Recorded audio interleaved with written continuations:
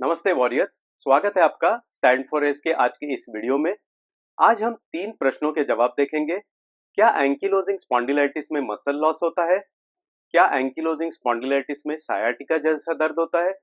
और तीसरा, क्या एंकिलोजिंग स्पॉन्डिलाइटिस और रूमेटॉइड आर्थराइटिस साथ में हो सकते हैं? क्या एंकिलोजिंग स्पॉन्डिलाइटिस में रूमेटॉइड आर्थराइटिस जैसे जोड़ों में दर्द हो सकता है? चलिए देखते हैं।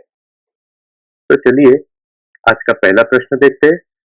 हर्षित का सवाल है, हेलो सर, मैं ये जानना चाह रहा था, एंकिलोजिंग स्पॉन्डिलाइटिस में मसल लॉस भी होता है। मेरा एक पैर के घुटने में जहाँ स्वेलिंग है उस पर की थाई पतली हो रही है। ये कुछ ऐसे दिखता है। ये हर्षित का पैर तो नहीं है, दूसरे एक पेशेंट का फोटो है। जैसे आप देख रहे हैं इस घुटने में सूजन है और ये थाई काफी पतला हो गया है। इसके साथ कंपेयर करेंगे तो ये डेफिनेटली पतला हो गया है। ये मसल्स यहाँ देखेंगे पतले हो गए। तो ऐसा क्यों होता है? ये एंकिलोजिंग स्पॉन्डिलाइटिस या बाकी आर्थराइटिस में भी कॉमनली होता है। ऐसा क्यों होता है? जब कोई भी जॉइंट में इन्फ्लेमेशन होगी, सूजन होगी, तो उसके इर्द गिर्द के जो मसल्स है वो जनरली इस इन्फ्लेमेशन की वजह से पतले हो जाते हैं। इसे हम लोग एट्रोफी बोलते हैं। एक तो इन्फ्लेमेशन की वजह से, और दूसरी चीज, जब इसमें दर्द हो, सूजन हो, तो ऑटोमेटिकली इस पैर से हम लोग मूवमेंट काम कम करते हैं और इसकी वजह से भी ये मसल्स कम यूज होने की वजह से भी पतले होते हैं। तो इसे क्या कर सकते हैं? इस मसल लॉस को कैसे रिकवर कर सकते हैं? सबसे पहले प्रॉपर ट्रीटमेंट लेके घुटने का सूजन कंट्रोल करना है। और एक बार घुटने का सूजन या कोई भी जॉइंट का सूजन कंट्रोल हो जाए, उसके बाद प्रॉपर फिजियोथेरेपी करके, प्रॉपर एक्सरसाइज करके इस मसल लॉस को रिकवर किया जा सकता है। तो एंकिलोजिंग स्पॉन्डिलाइटिस या बाकी आर्थराइटिस में मसल लॉस होता है, जॉइंट इन्फ्लेमेशन और उस एरिया का यूज कम करने की वजह से होता है, और उसको ट्रीटमेंट और फिजियोथेरेपी से पूरा रिकवर किया जा सकता है। Same muscle loss sacroiliac joint inflammation की वजह से बटक्स या बैक में भी हो सकता है।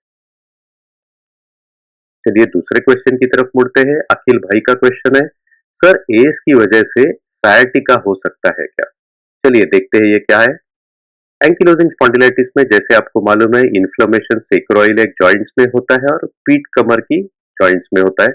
तो इसमें दर्द बटक्स में होता है या पीठ कमर में, कहीं पे भी, पीठ कमर गर्दन कहीं पे भी हो सकता है। ये है एंकिलोजिंग स्पॉन्डिलाइटिस की प्रॉब्लम और दर्द। सायाटिका एक सायाटिक नर्व करके एक नस होती है जो यहाँ लोअर बैक कमर से निकलती है और पैर में चली जाती है। तो अगर ये नस दबती है, जिसे सायाटिका कहा जाता है, नस अगर यहाँ पे कमर में दबती है तो दर्द कमर में होता है और कमर से निकलकर ये दर्द पूरी तरह पैर तक चला जाता है। तो ये होता है सायाटिका का pain. Sciatica generally slip disc spondylosis, routine जो स्पॉन्डिलिसिस होता है उसमें नस कमर में दबती है सायाटिक, उसकी वजह से होता है।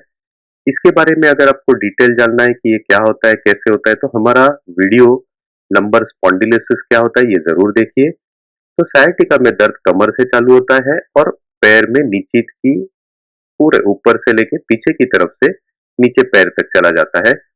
अगर किसी को एंकिलोजिंग स्पॉन्डिलाइटिस में सायाटिका जैसा पेन हो तो उसे बटक्स में पेन हो सकता है, कमर दर्द, पीठ दर्द, गर्दन दर्द हो सकता है, और साथ में ये दर्द बटक से निकलकर पूरी तरह पैर तक, आइदर थाइज में या पूरा लेग्स में स्प्रेड हो सकता है। तो इनका, अखिल भाई का क्वेश्चन है कि क्या एंकिलोजिंग स्पॉन्डिलाइटिस की वजह से सायाटिका जैसा पेन हो सकता है? हाँ, डेफिनेटली हो सकता है। कॉमन नहीं है लेकिन डेफिनेटली हो सकता है। काफी सारी स्टडीज भी जैसे आप यहाँ देख रहे हैं इसके बारे में है। तो ऐसा क्यों होता है? ये सायाटिक नर्व, जैसा आप देखेंगे यहाँ पे, लोअर बैक से निकलती है और सेक्रोइलियक जॉइंट के वहां से होकर फिर पैर में जाती है। तो जो इस एरिया में ये जो नस होती है, जब एंकिलोजिंग स्पॉन्डिलाइटिस की वजह से सेक्रोइलियक जॉइंट में इन्फ्लेमेशन होता है, तो ये नस भी कहीं ना कहीं कभी कभी इरिटेट हो जाती है और फिर उसका दर्द यहाँ से निकलकर सायाटिका जैसे पैर में जा सकता है। तो एंकिलोजिंग स्पॉन्डिलाइटिस की वजह से सायाटिका जैसा दर्द हो सकता है। कैसे मालूम पड़ेगा? एमआरआई करेंगे तो सेक्रोइलियक जॉइंट में इन्फ्लेमेशन दिखेगा, और एलएस स्पाइन, लंबोसेक्रल स्पाइन का जब एमआरआई साथ में होगा तो उसमें मालूम पड़ेगा कि सायाटिक नर्व एक्चुअली कहीं दब नहीं रही है, सिर्फ सेक्रोइलियक जॉइंट इन्फ्लेमेशन की वजह से इरिटेट होकर वो दर्द हो रहा है। आज का तीसरा क्वेश्चन देखते हैं। Tubayat का क्वेश्चन है, sir I am 21 years old, HLA B27 and RA came out positive. So much stressed and having pains on daily basis, consuming methotrexate and sulfasalazine. Wanna know, can a person have both RA and ankylosing spondylitis at the same time? I'm feeling so much frustrated. Tubayat, RA and ankylosing spondylitis can one person can get both of them together, but it is not very common. It's not all that common to have both the diseases together. It is very likely that you have ankylosing spondylitis, and the joint pain and swelling can very much be a part of ankylosing spondylitis itself. So if somebody has ankylosing spondylitis or seronegative spondyloarthritis, one can end up with pain and swelling in the peripheral joints, that is the hand joints, knee, ankle, foot joints. Just because your rheumatoid factor is positive, that does not mean that you have both the diseases together. Uh, Secondly, don't really get all that frustrated. There is definitive treatment for this. Please see your rheumatologist. I'm sure things would settle down, and I'm sure you would be able to conquer your ankylosing spondylitis. Mohammed Nadeem का question similar है, क्या as से hands और finger joint में pen हो सकता है? मेरा आरए फैक्टर पॉजिटिव है, बट पेन स्पाइन बटक्स में ज्यादा है, नेक में भी है, फिंगर पेन भी है। तो मोहम्मद, जैसा मैंने अभी कहा, एंकिलोजिंग स्पॉन्डिलाइटिस में भी इन जोड़ों में दर्द हो सकता है।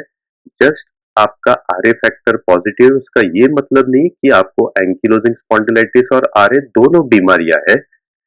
रूमेटॉइड फैक्टर ऑलमोस्ट 15% लोगों में फॉल्स पॉजिटिव भी हो सकता है। तो बहुत इंपॉर्टेंट होगा कि आप रूमेटोलॉजिस्ट को मिले। आपका प्रिस्क्रिप्शन आपने लिखा है HCQS और मेलॉक्सिकैब, ये प्रिस्क्रिप्शन देखकर तो रूमेटोलॉजिस्ट का नहीं लगता है, तो रूमेटोलॉजिस्ट को जरूर मिलिए।